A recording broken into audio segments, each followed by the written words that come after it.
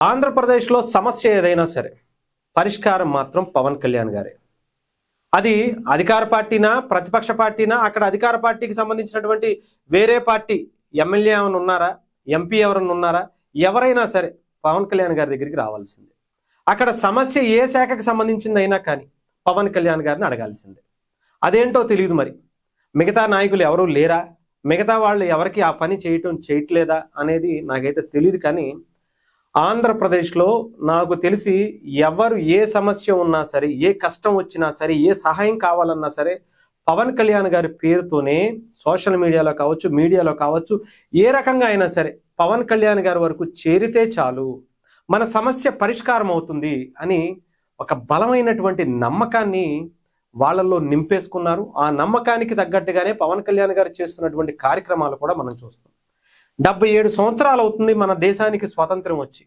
ఈ దేశంలో ఎంతో మంది ఎమ్మెల్యేలు అయ్యారు, మంత్రులు అయ్యారు, ఎంపీలు అయ్యారు, కేంద్ర మంత్రులు అయ్యారు.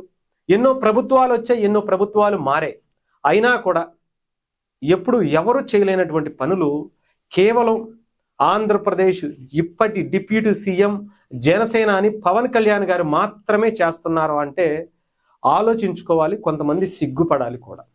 ఇది ఏమైనా అనుకోండి.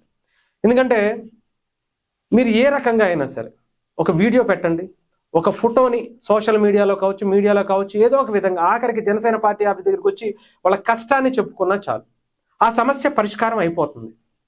అది ఎలాంటిదైనా సరే, అది కొన్ని దశాబ్దాలుగా కొన్ని వందల కోట్లతో కష్టంతో ముడిపడి ఉన్నటువంటి సమస్య అయినా సరే ఆయన ఆ సమస్యకి పరిష్కారం చూపిస్తారు. ఎగ్జాంపుల్, పిఠాపురానికి సంబంధించినటువంటి ఆ ఉప్పాడ తీర ప్రాంతానికి సంబంధించి 350 కోట్ల రూపాయలతో ఇప్పటి వరకు ఏ మంత్రి, ఏ ఎమ్మెల్యే, స్థానికంగా గెలిచినటువంటి వాళ్ళు కావచ్చు, అక్కడ జిల్లాకి సంబంధించినటువంటి మంత్రిగా ఉన్నటువంటి వ్యక్తులు కావచ్చు, ఎంపీలు కావచ్చు, ఎవరైనా కావచ్చు, ఎవరూ చేయలేకపోయారు. ఏదో జరిగిందా, సరే ఆ ఇల్లు కొట్టుకుపోయిందా, ఇదిగో 10,000 తీసుకో, అయిపోద్దులే, తర్వాత అక్కడికి వెళ్ళి ఇంకో గుడిసె వేసుకో అంటారు తప్ప అసలు అన్ని ఇళ్ళు కలిసిపోతున్నాయి. కొన్ని కిలోమీటర్ల మేర ఎన్నో సంవత్సరాలుగా, ఎన్నో ఏళ్ల తరబడి అక్కడ నివాసం ఉంటున్నటువంటి వ్యక్తులందరూ కూడా మేము ఉంటున్నటువంటి ఇల్లు కొట్టుకుపోయింది, ఆ ప్లేస్ కొట్టుకుపోయిందని చాలా బాధతో ఉంటారు. అయినా సరే ఎవరూ చూపించలే. కానీ పవన్ కళ్యాణ్ గారు వచ్చిన తర్వాత అదేంటో మరి ఆయనకే మొత్తం సమస్యల సుడిగుండాల్లో ఆయన నుంచున్నట్టుగా అనిపిస్తుంది నాకైతే. ఆయనకి మాత్రం అలాంటి సమస్యలైనా ఆయనకే కొని తెచ్చి పెడతారేంటో నాకు అర్థం కాదు. ఎవరు ఎప్పుడూ చేయలేనటువంటి సమస్యలు ఉంటాయి, ఆయన మాత్రమే దాన్ని భుజాన్ని వేసుకుని నేను ఆ సమస్య నేనే మోస్తా, మీరు మొయ్యొద్దు అని చెప్పి ఆయన భుజాన్ని వేసుకుని పరిగెట్టేస్తాడు. ఢిల్లీ వెళ్ళిపోతాడు, అక్కడ ఉన్నటువంటి కేంద్ర ప్రభుత్వాల్ని, పెద్దల్ని అందరినీ ఒప్పించేసి దానికి శాంక్షన్ చేపించి తీసుకొచ్చేస్తాడు. మరి గతంలో ఉన్నటువంటి ఎమ్మెల్యేలు ఎందుకు చేయలేకపోయారంటే వాళ్ళ వల్ల కాల.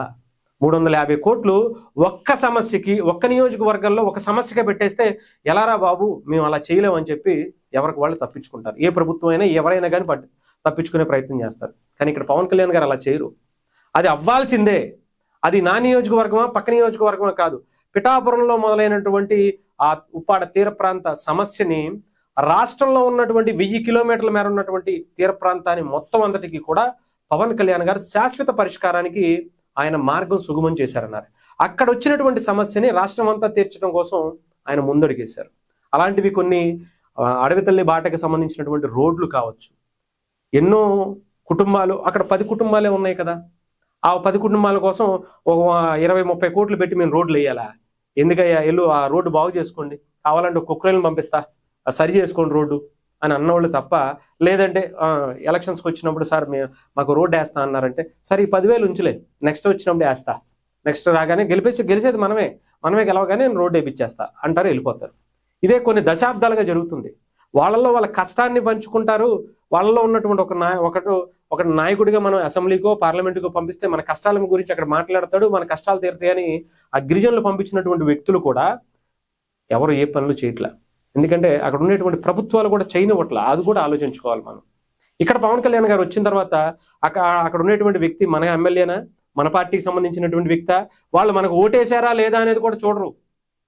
పవన్ కళ్యాణ్ గారు మొట్టమొదటి అధికారంలోకి రాగానే నెల రోజుల్లోనే అడవి తల్లి బాట పట్టి ఆ గిరిజన గ్రామాలకి ఒక వెలుగునిచ్చి, కరెంటు లేదా అసలు కొన్ని వందల సంవత్సరాల నుంచి కరెంటు లేకుండా మగ్గుతున్నటువంటి కుటుంబాల్లో వెలుగునిచ్చారు. 10 కుటుంబాలు ఉన్నాయా, 5 కుటుంబాలు ఉన్నాయా అని అనవసరం, అక్కడ మనుషులు ఉన్నారా లేదా అని ఒక మానవత్వంతో మాత్రమే ఆలోచిస్తారు. అలాంటి గొప్ప నాయకుడి గురించి మనం ఎంత చెప్పినా తక్కువే.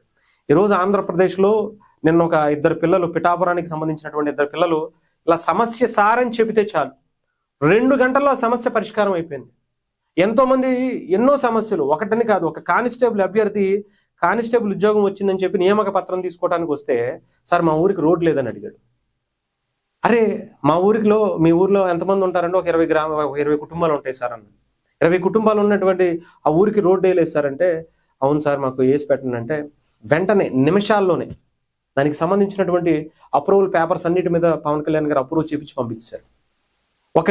ఇంకొక ఆవిడ అందమహిళ క్రికెటర్, ఆమె ఎక్కడో మన దేశానికి వరల్డ్ కప్ తీసుకొచ్చింది క్రికెట్ ఆడి, గొప్పగా మన దేశానికి చాలా గౌరవాన్ని ఇచ్చింది ఆమె. అలాంటి ఆవిడ ఊరికి రోడ్డు లేదని చెప్పి పవన్ కళ్యాణ్ గారు ఆమెను సత్కరించడానికి పిలిస్తే మా ఊరికి రోడ్లు వేస్తారంటే, ఆమె ఇక్కడ పవన్ కళ్యాణ్ గారిని మార్నింగ్ కలిసింది, ఈవినింగ్ వెళ్ళేటప్పటికి శాంక్షన్ చేయించి కలెక్టర్ 4 ఇంటికి పంపించారు. ఆ పత్రాలు తీసుకుని, ఇదిగో అమ్మ మీరు అడిగారు కదా రోడ్డు వేయించామని. గతంలో ఉన్నటువంటి ఆ నియోజకవర్గ ఎమ్మెల్యే, మంత్రిగా ఉన్నటువంటి ఆయన కూడా, నేను ఇన్ని సంవత్సరాలు బట్టి రాజకీయాల్లో 40 ఏళ్ళ నుంచి ఉన్నానమ్మా, మంత్రిగా చాలా గొప్ప గొప్ప పిసిసి ప్రెసిడెంట్లుగా కూడా చేశాను, నేను చేయలేకపోయానమ్మా, నువ్వు ఒక్క మాటతో పవన్ కళ్యాణ్తో చూపించావు చూసావా అని చెప్పుకునేటువంటి స్థాయికి వచ్చింది. అది ఆయన స్థాయి. అలాంటి సమస్యలు కొన్ని వందలే క్లియర్ చేశాడు. మరి నాకేంటో మిగతా వాళ్ళు ఎవరు లేరా అంటే లేరు. ఆంధ్రప్రదేశ్కి కష్టాల్లో ఉన్నటువంటి ప్రతి ఒక్కళ్ళకి ఆయనే నాయకుడు అనిపిస్తుంది. ఆయనే ఒక ఆశా దీపంగా కనిపిస్తున్నాడేమో అనిపిస్తుంది. ఆయన చెవిని పడ్డా చాలు, ఆయన కంటికి కనిపించినా చాలు, ఆ సమస్య శాశ్వత పరిష్కారానికి నోచుకుంటుంది అనిపిస్తుంది. అందుకనే ఎవరైనా సరే సోషల్ మీడియాలో ఈరోజు ఇంకోటి కూడా చూశారు, అరకు లాంబ్రీగూడానికి సంబంధించినటువంటి పిల్లలట వాగు దాటుతున్నారు, కొంచెం ఇబ్బందిగా ఉంది సార్, ఏమన్నా చేయగలమా, డిప్యూటీ సీఎం పవన్ కళ్యాణ్ గారిని ట్యాగ్ చేసి పెట్టారు.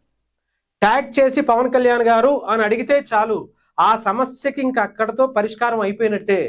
అంత ఫాస్ట్గా చేస్తున్నారు. ఆయన టీం ఏంటో, ఆయన వెనకాల ఉండేటువంటి ఆ వ్యక్తులు ఎవరో ఏంటో కానీ నిజంగా చేతులెత్తి దండం పెట్టినా తప్పు లేదేమో అనిపిస్తుంది. అంత గొప్ప వ్యక్తుల గురించి మనం చెప్పుకోపోతే ఎలాగయ్యా? మెయిన్ స్ట్రీమ్ మీడియా, మెయిన్ పెద్ద పెద్ద పేపర్లు, పెద్ద పెద్ద టీవీ వాళ్ళు ఎలాగో చెప్పరు కదా, మనం చెప్పుకోపోతే కూడా ఎలాగా? వాళ్ళకి ఇంకా నిజంగా చెప్పాలంటే జనసేన వాళ్ళకి వాళ్ళతోనే ఎక్కువగా స్పెండ్ చేస్తుంటారు, మనలాంటి వాళ్ళు పట్టించుకోరు. మీరు ఏదో వ్యూస్ కోసం చేస్తున్నారయ్యా అంటారు. వ్యూస్ కోసం చేస్తే ఇక్కడ వచ్చే అంత డబ్బులతో ఎవడో ఇల్లు కాదు కదా, ఒక నెలలో సగం రోజులు కూడా గడపడానికి కష్టం అవుతుంది. అలా అయినా సరే ఎందుకు ఇలా చేస్తున్నామంటే, నచ్చిన వ్యక్తి గురించి, ఆయన పడేటువంటి కష్టం గురించి, ప్రజలు ఇంతమంది ఇష్టపడుతున్నటువంటి వ్యక్తి గురించి, ఆయన చేస్తున్నటువంటి సేవా కార్యక్రమాల గురించి చెప్పాలి కాబట్టి, చూపించాలి కాబట్టి, 10 మందికి తెలియాలి కాబట్టి.